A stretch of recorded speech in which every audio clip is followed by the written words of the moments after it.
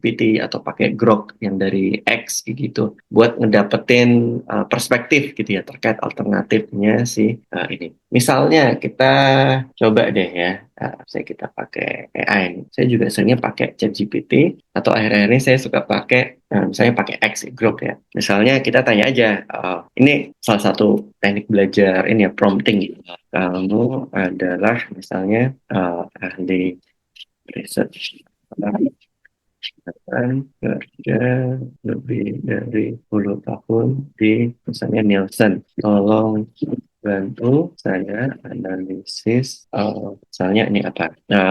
Analisis produk skincare dengan target premium. Kemudian saya ingin kamu melakukan analisis quarter five courses. Tolong beri saya detail untuk masing-masing courses untuk dashboard dari 1 sampai 5, di mana skor 5 adalah tekanan kuat pada perusahaan di industri ini. Nah, sebenarnya kalau kita mau pakai kayak ChatGPT atau AI lainnya gitu, intinya adalah kita udah tahu frameworknya dulu. Jadi sebenarnya enaknya gini, kalian dengan ikutan kelas ini gitu kan, saya kan kasih tahu frameworknya, pakai consulting framework. Nanti ada pyramid principle, ada MIS gitu ya, yang kemarin mutually exclusive, collectively exhaustive gitu, atau misalnya logical tree kayak gitu, atau misalnya di sini framework market research tuh ada SWOT, ada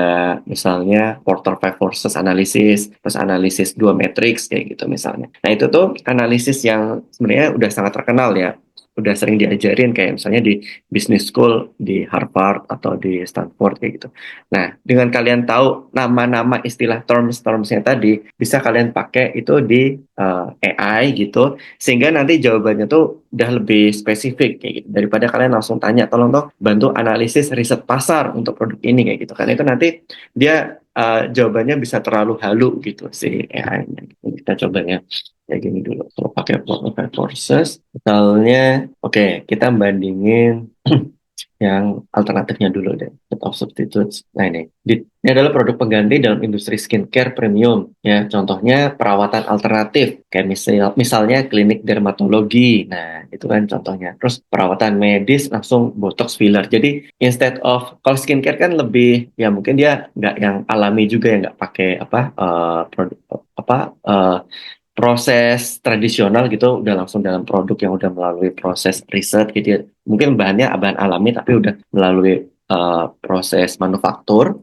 tapi bisa juga langsung datang ke dokter gitu untuk dikasih botok filler misalnya, atau apa nih produk DIY do it yourself pakai bahan-bahan alami misalnya tadi saya nggak tahu ya, saya pakai timun atau pakai apa bengkoang gitu ya.